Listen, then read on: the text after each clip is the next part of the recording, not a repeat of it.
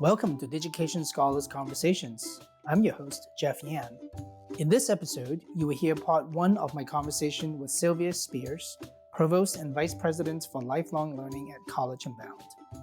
More links and information about today's conversation can be found on Digication's Twitter, Facebook, and Instagram. Full episodes of Digication Scholars Conversations can be found on YouTube or your favorite podcast app. Welcome to Digication Scholars Conversations. I'm your host, Jeff Yan. My guest today is Sylvia Spears, Provost and Vice President for Lifelong Learning at College Unbound. Hello, Sylvia. Good morning. How are you? Good. I love your energy. First of all, Sylvia, I've been such a big fan of College Unbound. I think that I think you know at this point because I keep showing up to your events and to your campus and then to your locations. I want to share really quickly to people with listeners how I first met you in person. You may not remember this. It was actually last fall I think I met you before online, but never in person. Right. And last fall, you were hosting a session at an amazing conference called Reimagining America. And you hosted a session, and it was also early in the morning. I think it was an 8 a.m. session. And a lot of people were packing this room. And it was located at a local high school, and we were packed in this room, sitting in this giant circle kind of, and you had music playing. It was John Baptiste's "Drink Water." I remember every bit of this, and I was sitting in one of the corners, and you were just dancing in the middle of this room. And we were all sort of waiting for the session to start, and it was just like, wow, she's this super energetic lady, and just she, is just enjoying life, and it was infectious, and all of us were just starting to like, man, we want to get up and dance, and then you're like, get up and dance, you can't stop it, you have to move, your body wants to move. And we all like started getting up and dancing, and it was 8 a.m. There was no coffee needed. It was amazing. And that was my very first impression of you, Sylvia. Wow. That's amazing. Thank you for just reflecting on that moment, because it was fun. And, conferences can be really meaningful and great. And, there's the transmission of lots of interesting insights and ideas. And at 8 o'clock in the morning, it's kind of a little bit of drudgery to get to a conference session. And we all know that you can walk into a conference session and it can be the driest, most boring, almost painful experience. And if you're stuck in a room that's crowded, you can't escape. And so for me, how people come into a space is really important, because it sets the tone for the journey we're about to go on in any workshop or in a classroom. And so I felt like dancing. It seemed like it was a good day. John Baptiste, that song "Drink Water" is one of my favorite songs, and it seemed like a good time to dance. And I think it helped people to both be in their bodies and be ready for whatever we were going to do together in a dynamic mode. So thanks so much for just remembering that moment. I also want to thank you that you also did, it lived up to the opening all the way through your session, because you did not then spend 20 minutes telling us about, like a really long bio of both you and your institution, but we went straight into it. And by the way, the conversation was about how can we reimagine higher education? Yeah. And I think it was really apt way for us to think about it, because, and just so people know, you are the provost at College Unbound. Yes, indeed.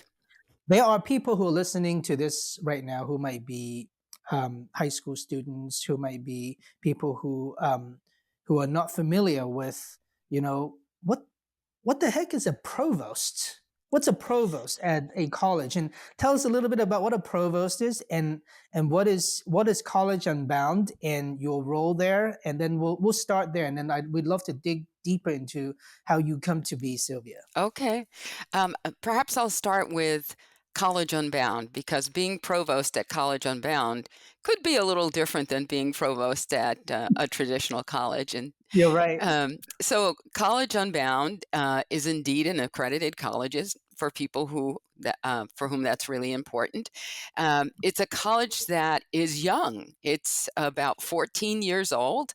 Co-founded by Dennis Litke, who was a high school educator, principal, and the founder of a whole group of schools. I think there's more than 150 high schools in that network now. And Adam Bush, who is an incredible educator, jazz historian, social justice advocate, just a wonderful human being.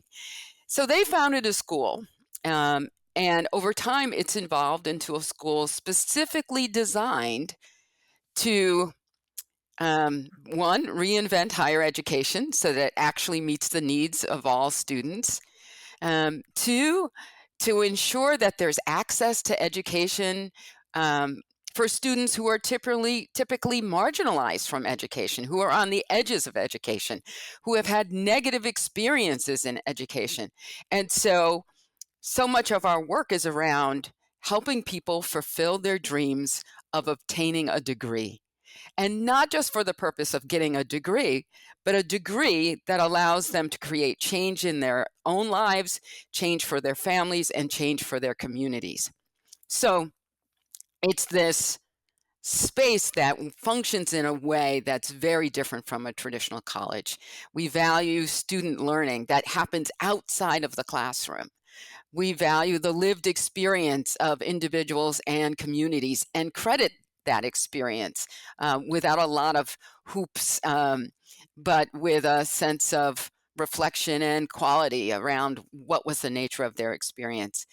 And the college is just grounded in an environment of deep relationship with people and a community of care, a cohort-based model, projects that students do over the course of their time at CU, where they develop projects, cultivate them, and many of them implement afterwards. So if I were to think about how to capture CU in a nutshell, I would say it's a college committed to relationship, relevance of the curriculum to the students who go to school with us, and rigor, that it's academically challenging and meaningful to students.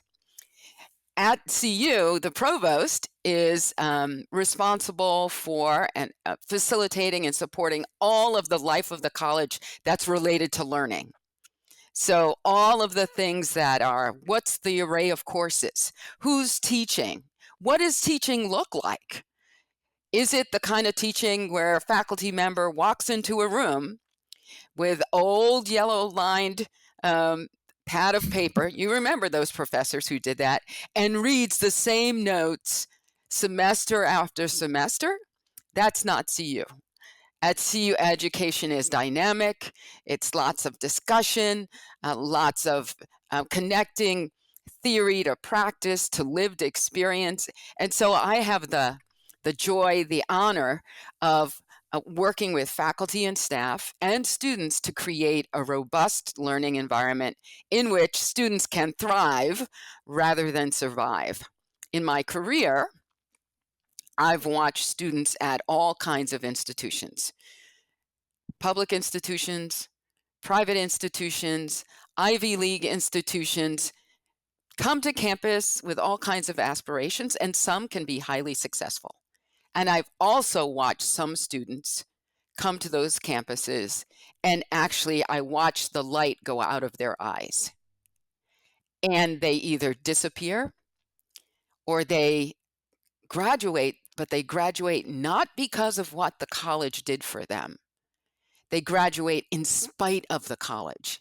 And so I've spent my entire career working in traditional educational spaces, trying to ensure that we can create an environment that creates less harm and actually supports students. And then I found CU. For years, I was saying, I don't know if you can change institutions. Can you change them from the inside out? Or are you tinkering on the edges of a college? And even at my last institution, I said to my team, my staff, my kindreds, I have to say, we would sit in deep discussion sometimes and think, you can't change them. You can reduce harm, but you can't change them. And one of the folks on my team said, Sylvia, we have to build a college. You have to start your own college. And the good news is I didn't have to start my own college because Adam and Dennis had already started College Unbound. And it is unbound intentionally. That's not just a throwaway part of our title. It's embedded in everything we do to try to unbind it, to loosen it, to make it an innovative space where students can come in and really be their best selves. They're the magic. They're already talented. They already have expertise. I love this, Sylvia, and I think everyone can hear the passion that comes from just your voice. It's so awesome. There is something that you were talking about, the yellow line paper, sort of. I think that there's a lot of people who have, I would say, even like many people considered, if you would go to someone who's been out of school for 20 years, maybe a parent, the idea of education is about acquiring more content. Mm-hmm. It's a content acquisition exercise, and that the professor has a lot of content. It's almost like they have a lot of products that you need, and they're just gonna sell it to you, and you're supposed to just transfer that content from their head to your head, and then you're educated. And that seems to be, in my mind, always have this almost cartoonish, like all that they want to do is to say, I have all this content that someone transferred to me, and now I'm going to transfer it to you, and you just keep passing it on. That's kind of education. But when I hear about how you talk about education, it's just not that at all. It's actually about each person going out to live. They go dance, they go enjoy themselves, they go solve problems in the community, they go and be friends with another person, they go and help another person, they go in and be the daughter or the son that they should be for their parents. And by doing so, by those lived experience themselves, you learn and become educated. Yeah. And that's a really different model of thinking about education. Mm-hmm. I'm, by the way, clearly on your camp. I think I think I was like fairly good at being a student. I never enjoyed it. I would say that I grew up in Hong Kong when I was a kid, and I felt like there was like a huge amount of education trauma, just like you literally have to do this, or you literally get physically beatings for not doing something. Mm-hmm. Could be from your teacher, by the way. Yeah. It's crazy in my mind, right? But it's all about like, they gave you the content. Why don't you know it already, right?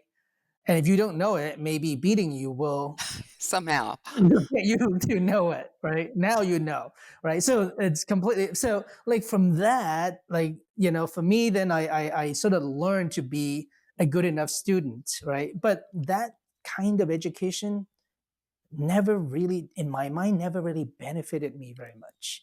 It always feels like it's the kind of thing where they're supposed to give you all this content, and somehow you know how to reflect on them and internalize them and turn it into your own experience, and that's when you learn. But you just go, well, why don't we just bypass that? Yeah. Why don't we just go straight into the experience, right? Yeah. I think that sounds so lovely. Yeah. And you know, there's everything we know, everything educators know about learning. And so we've got the people who study the brain, we've got people who study cognition, we've got people who study the acquisition of information.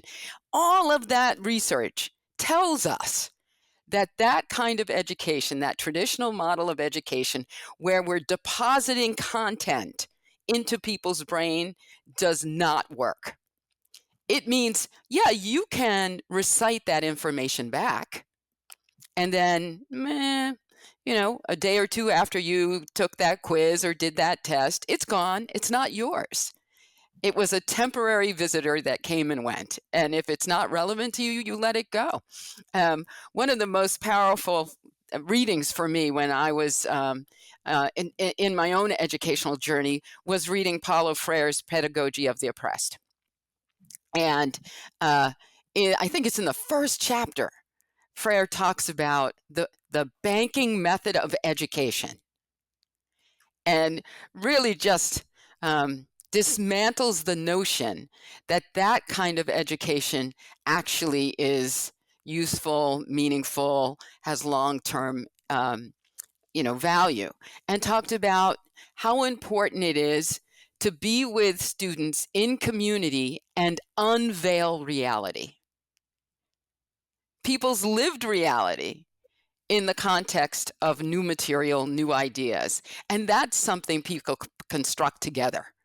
And so for me, it's just the space of College Unbound is exactly the opposite of that. We don't even like to use words like teachers and instructors. Our accrediting agencies think that's important, but we think about facilitators and conveners and supporters and guides, and how we can create a learning environment that's co-created together in community with students and teachers. And it's out of that kind of relationship, that space, that learning occurs. Not just learning for students, it's reciprocal in that it's learning for instructors and folks who are teaching. And those moments that happen together in a class or in a cohort or in community time breaking bread together are distinct and magic all of their own. And then you just watch them grow. And so it's really quite beautiful. It is how education should always be, no matter the age of the student, from little people to folks who might be in their 60s and 70s going back to college. I love that, Sylvia. Sylvia, I think that we will definitely circle back to some of the magical parts of College Unbound. But first, I wanted to maybe go deeper into your own history, Sure. because I'm just fascinated. How does Sylvia come to be? Where did you grow up? What is the journey that leads you to this point? I mean, you, like you said, you were in many different kinds of institutions. So for people that just think, well, this very this really just this person just out there talking about reinventing education. She may or may not know what education is supposed to be. I think that's not true. You've been through a lot of the different models as well. I think it's through that perspective that you can find these models, Yeah. that you can really make comparison. So why don't you give us a little insights to your upbringing and what made you the way you are. Yeah. Wow. I think my kids probably would have an interesting insight on that, or my parents, rest in peace. But I grew up in Rhode Island by the ocean. I love the environment of being near water. For me, it's just helps me to breathe. As a matter of fact, already this morning, I did a 45-minute walk by the ocean, and so there's something about the ocean that even growing up reminds me of the vastness of the world, that I can't, I just look to the horizon. So there's something grounding about that, which always has me as a as kind of a dispositional feature of my personality, looking out, looking far, looking past what is to what Mm. might be. And so I grew up in this area, went to, your local public school here in town, and early, like in second grade, had a really interesting experience here that I now reflect on as having shaped a lot of my experiences in education and why I ended up in education, to be perfectly honest. Um, I was painfully shy as a little kid, like really, really shy. Visitors would come to see my parents, and I'd run upstairs and sit at the top of the stairs and just listen. I wouldn't come downstairs. I don't want to see them. So I was painfully shy. And in school, I was really shy. And so I was quiet. And my mother was called to a parent-teacher meeting, and if you can imagine back in the day, those meetings were really kind of a exercise of power for some teachers, where they made parents feel small. And Yeah. my mother might have been 5 feet tall, but she was not small in kind of personality and stature. She was a mighty tiny woman. Anyhow, this particular teacher said something like, Sylvia is very smart, but she's lazy. And I remember I was sitting in a tiny chair outside of that door to that classroom, and I heard it. And even though, you're a little kid in the second grade, I remember the feeling of hurt. I, I, I wasn't lazy. I was paralyzed with fear because the environment was so uncomfortable. My mother, of course, also taught me about advocacy. She left that meeting, took my hand, went straight down to the principal's office, explained that interaction, and talked about no teacher should ever think any child is lazy. And I was immediately removed from that class, put in a different class. The environment was supportive and warm and friendly, and I was happy, did great, and apparently I wasn't lazy. Um, the interesting thing is, decades later, when I went back to get my doctorate in education, in my dissertation introduction or acknowledgement page, there's a long acknowledgement page where I acknowledge my parents for teaching me the value of education. I acknowledge my kids for demonstrating all of the excitement of learning. I acknowledge that teacher, not in a warm and fuzzy way, but in a way where there was a line that said, "Do you think I'm lazy now?" And so as a learner, in most situations, whether it was the Catholic high school that I went to or the public institution that I got my bachelor's at, um, I'm a kind of voracious learner. I love to read. I love to be in community with people and learn new things. So the pivot for me to higher ed actually occurred after I graduated from college. I was out in the world working, believe it or not, working at health and fitness centers. Okay. Don't ask me, that's the job I got, So working at health and fitness centers for a long time and managing them. And I came back to Rhode Island when my daughter was about 3 years old, because it's important to be near your family and your grandparents, and started to work for a tribal community here, which is part of my heritage. As I think I was personnel director and then went on to be tribal administrator.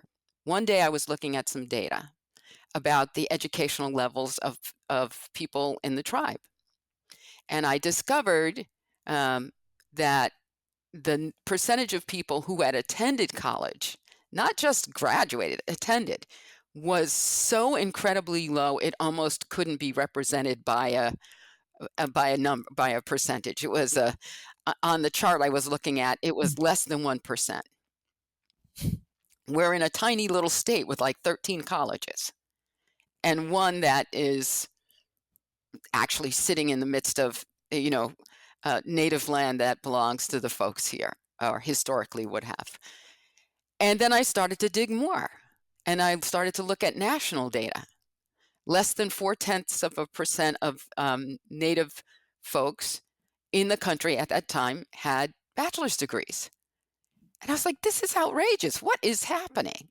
And that day, I decided to go back to school to get my master's degree so that I could be kind of a runner and intermediary between higher ed spaces and communities of color, a translator, because so often folks would say, I'm not going to college. Why would I go to college? There's nothing for me there. Mm. Or even my master's research, the findings of the study that I did was that Native American students felt like they were making a choice between being a good student or a good Indian. That's literally what the students would say to me. And so for them, college was not feeling like a place that valued their culture, the way of gaining knowledge. And so that set me on a whole career of working in multicultural student services, working on pluralism efforts, teaching, but teaching in human development with an emphasis on equity and justice. All of the roles I've ever had, whether they were faculty roles or administrative roles, have always been about how do we create a more humane, inclusive space of education for all learners. And so that's about 30 years of work for me has been focused on that. I don't know how to do anything else except shape change in higher ed. What was it like to be doing that in, and I believe that you were at one point at Dartmouth, for example. Am I right? Yeah. Um, when was that? Yeah, let's see. 2007 to 2012. So 5 Mhm. years I was there. And what was your role there? The role I went into when I started was Associate Dean of Student Life and Director of the Office of Pluralism and Leadership. Hmm. So embedded in student affairs, doing a lot of work in their framework to support BIPOC folks, um, Mhm. but to create a robust campus environment around issues of equity. The Native American program reported to me, Center for Women and Gender reported to me, some advisors for different affinity groups reported to me. So that's how I started there. And then very quickly was asked to be Senior Associate Dean of the college, which had more responsibility for working with academic affairs. And then the last role was interim dean of the college, which was kind of a major role with a team of about 500 staff or so. It was a fascinating environment, Jeff. Yeah. How is, I mean, this is why I think it's so amazing. You had a huge staff, you had huge responsibility at an Ivy League institution. Um, it's a it's a dream job for many educators. But you're shaking your head. Maybe it wasn't for you. Why is that? Uh, it's a really complex space. It is Mhm. a place that has incredible students from all over the world, deeply talented, some really cynical, where it's also a place where power and privilege um, is not just something you have to contend with, but it's perpetuated. Um, and it can be an environment that for anyone who is not attuned to kind of spaces where that kind of activity is cultivated, rewarded, you're like a fish out of water. Mhm. And the interesting thing is when I took the first job there, um, the president of another college was a colleague of mine and a friend of mine, and he said, "Sylvia, are you sure you want to go there? Hmm. You're going into the belly of the beast." And I said, "That's where people like me need to go, so we can create change." And I do think I created a lot of change. I do think students and staff and faculty who felt like they were on the margins were positively affected by some of the work we did together. And it what took a huge toll on me. And Mm. so it was so interesting that I was interim or acting dean of the college for 2 years. And that was by contract. I said, I can't get anything done if I'm there for a year, so I need to get some stuff done. And um, was invited to apply for the position formally and decided not to. And the students could not understand it, because it is the dream job if you have a certain inclination. Students were just like crazy. They started petitions and hundreds of students were signing petitions and electronic, and I was like, what is happening? And, and the school newspaper was calling me for an interview. Sylvia, what do you mean you're not going to apply for the job? And they were just shocked, absolutely shocked, because they couldn't understand why somebody wouldn't want it. And for me, the title wasn't what made the job interesting or important.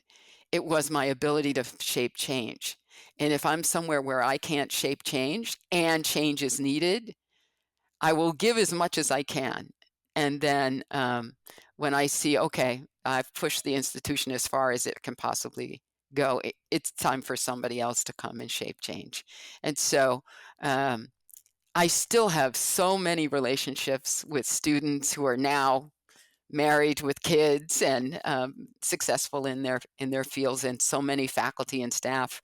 And so it was probably a time of my greatest professional growth was in that role.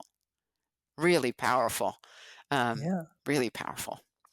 I think it's amazing to sort of contrast, like you were saying, the types of students, the expectation, the privilege, the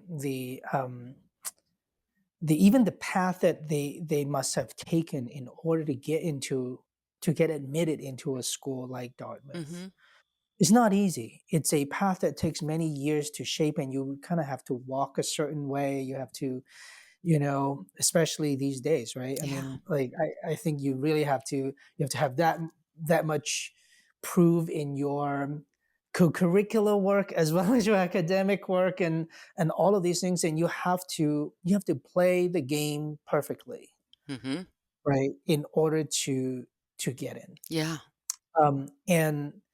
And like you said, you know some students would find that they don't belong because they just can't. Yeah. It's not a you know if the game isn't what it's about, then it doesn't belong. That's right. Then you don't belong. And um and contrasting to your current student body at College Unbound, I think that's what's so amazing to see. Hmm. I can see why you are like thriving at College Unbound, because these are your people. Yeah, that's it. That's exactly it. Yeah. That is exactly it. Before I took the job at College Unbound, I went to visit a cohort night. So an evening when all of the students are gathering, Oh, the college provides dinner because so many people are coming from work, or they just picked up their kids and dropped the kids off, and so there's always a half an hour or so where we're in community having a meal together. So it can be groups of 70 students on any given night eating before they go into class.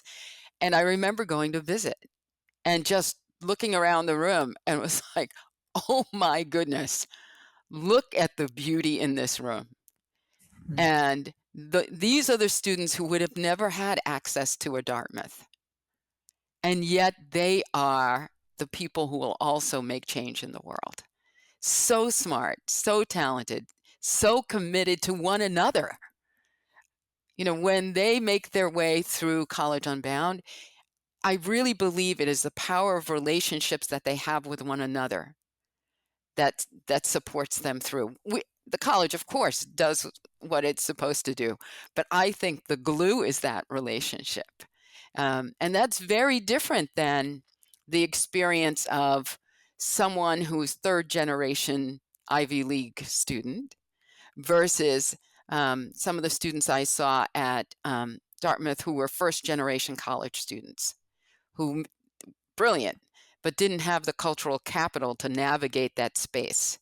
I'll share just one story about the kind of pressure and then why we do the opposite.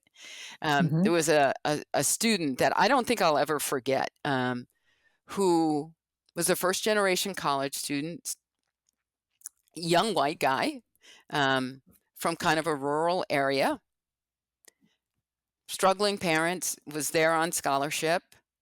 And he worked at about 5 miles away at a local Burger King, and would try to schedule his hours so that the hours were not when Dartmouth students were out cruising around going to Burger King.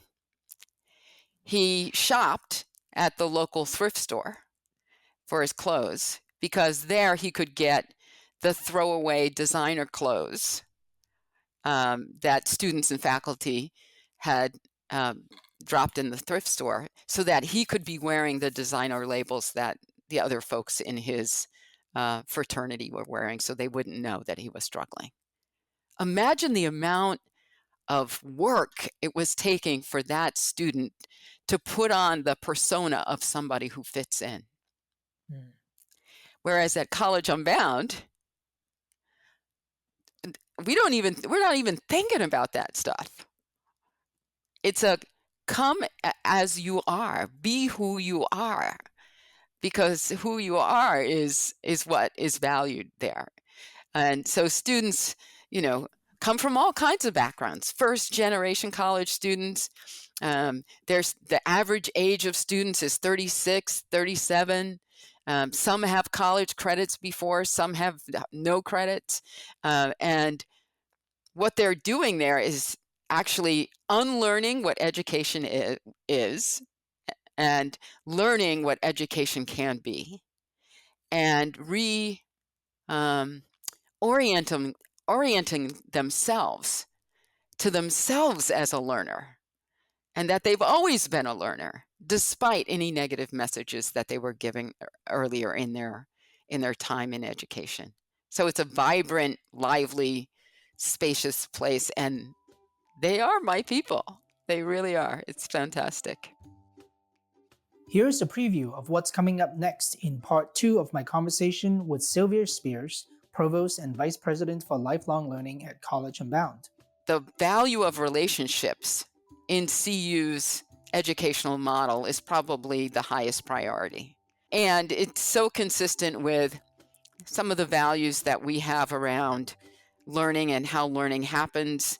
How it happens best is always in the context of community. And so we do a lot to cultivate both spontaneous as well as intentional moments for people to be in relationship with one another.